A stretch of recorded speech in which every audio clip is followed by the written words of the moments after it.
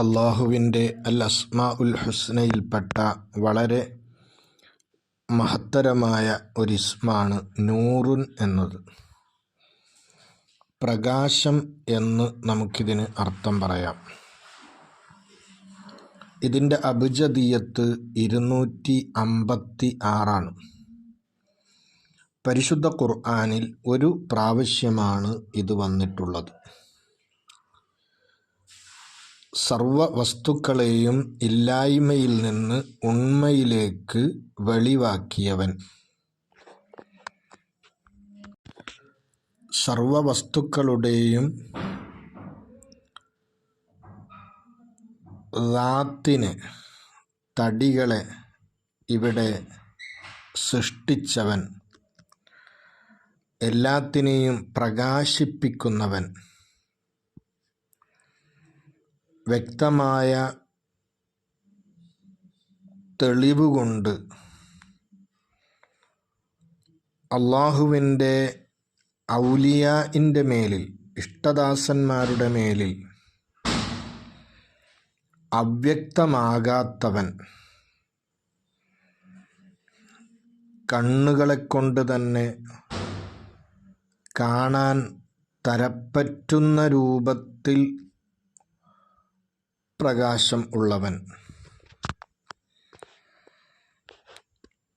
ഏതൊരു അന്ധനായ ആൾക്കും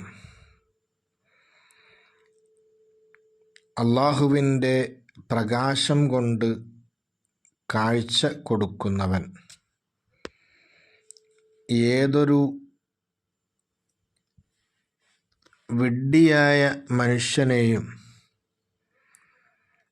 അള്ളാഹു അവൻ്റെ ഹുദ കൊണ്ട്, സന്മാർഗം കൊണ്ട് സന്മാർഗത്തിലേക്ക് എത്തിക്കുന്നു. അള്ളാഹുവിനെ കൊണ്ടാണ് ഈ പ്രപഞ്ചത്തിലെ സർവ വസ്തുക്കളും പ്രത്യക്ഷമായത്, വെളിവായത്.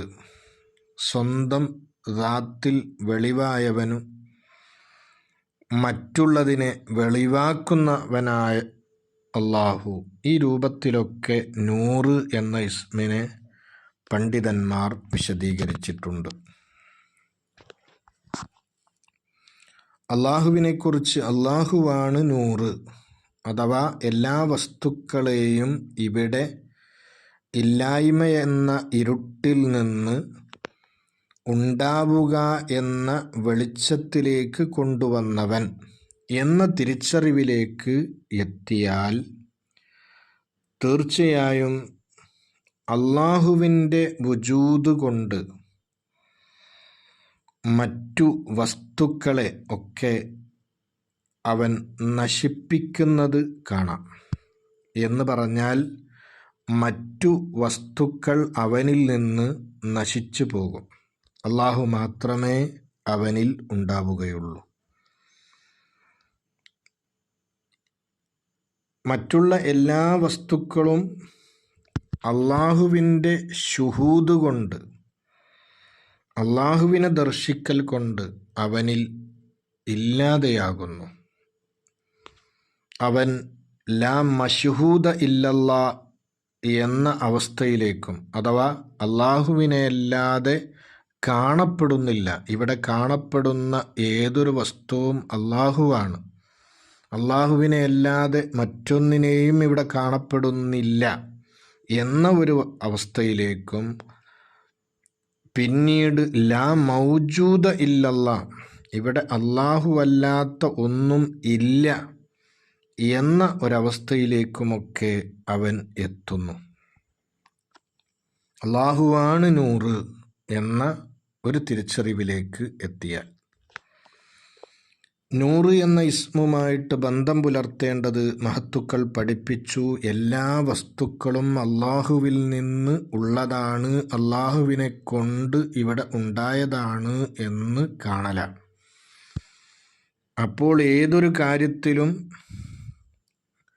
അള്ളാഹുവിനെ കൊണ്ടും അള്ളാഹുവിന് വേണ്ടിയും നീ മാറുന്നതാണ്. നീ എന്തൊരു കാര്യം ചെയ്യുകയാണെങ്കിലും ഞാൻ ഈ ചെയ്യുന്നത് അള്ളാഹുവിനെ കൊണ്ടാണ് എന്ന് പറഞ്ഞാൽ അള്ളാഹു എനിക്ക് നൽകിയ ഖുദ്റത്ത് കൊണ്ടാണ്, അള്ളാഹുവിന് വേണ്ടിയാണ് എന്ന് പറഞ്ഞാൽ അള്ളാഹുവിൻ്റെ തൃപ്തിക്ക് വേണ്ടിയാണ് എന്ന ഒരു തലത്തിലേക്ക് നീ എത്തും.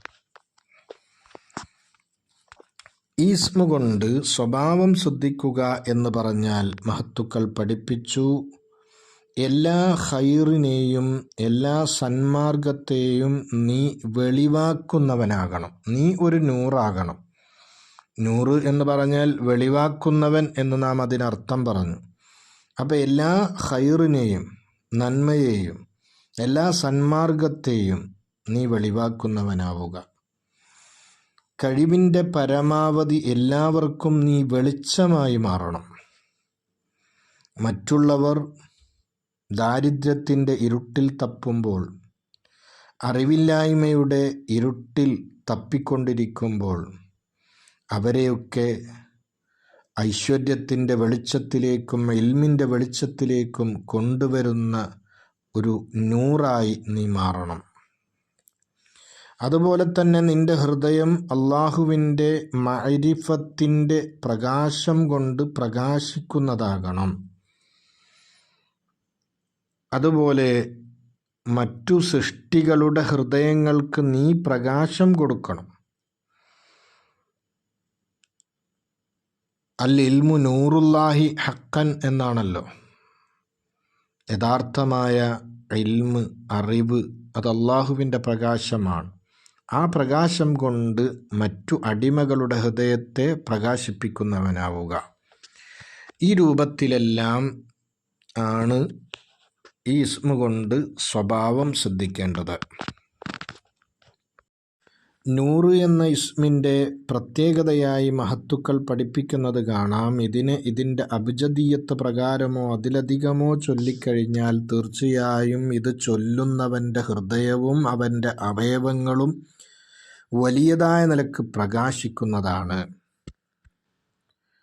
ചില ഹദീസുകളിൽ നമുക്ക് കാണാം, ഹബീബരായ മുത്ത് മുഹമ്മദുർ റസൂലുള്ളാഹി സ്വല്ലല്ലാഹു അലൈഹി വസല്ലമ തങ്ങൾ പകലിൻ്റെ ആദ്യ സമയത്ത്, സുബ്ഹിയുടെ സമയത്തൊക്കെ പ്രത്യേകിച്ചും ദുആ ചെയ്യാറുള്ള ഒരു ദുആ, അല്ലാഹുമ്മ ജ്അൽ ഫീ ഖൽബി നൂറൻ വഫീ ബസരി നൂറൻ വഫീ സംഇ നൂറൻ വഅൻ യമീനി നൂറൻ വഅൻ യസാരി നൂറൻ വഫൗഖി നൂറൻ വതഹ്തി നൂറൻ വഅമാമി നൂറൻ വഖൽഫി നൂറൻ വഅളിം ലീ നൂറൻ. ഈ ഒരു ദുആ, അല്ലാഹുവേ എൻ്റെ ഹൃദയത്തിൽ നീ നൂറിനെ ഇട്ട് തരണം, പ്രകാശത്തെ.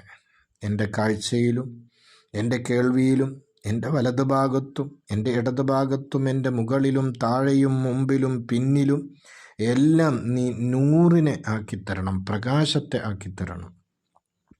എനിക്ക് നൂറിനെ നീ വലിയതായ നിലക്ക് അനുഭവിപ്പിക്കണം.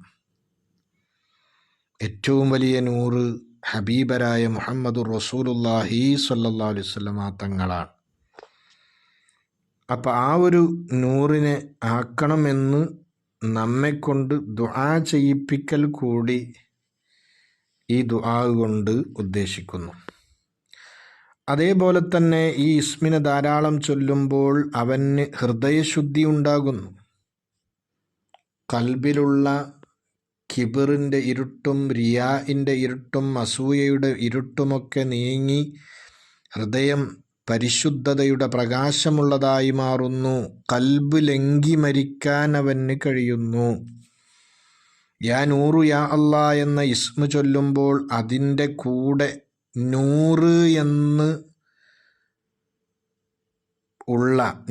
എന്ന പദമുള്ള സ്വലാത്ത് കൂടി ചൊല്ലിയാൽ അതിന് ഇരട്ടി ഫലമാണെന്ന് പണ്ഡിതന്മാർ പറയുന്നത് കാണാം.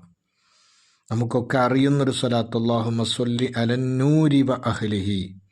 ഫാത്തിമ ബീവി റളിയല്ലാഹു അൻഹ എപ്പോഴും ചൊല്ലിയിരുന്നൊരു സ്വലാത്താണ് അല്ലാഹുമ്മ സ്വല്ലി അലന്നൂരി വ അഹ്ലിഹി. അതല്ലെങ്കിൽ നൂറ് എന്ന പദമുള്ള മറ്റുള്ള സ്വലാത്തുകളുമുണ്ട്.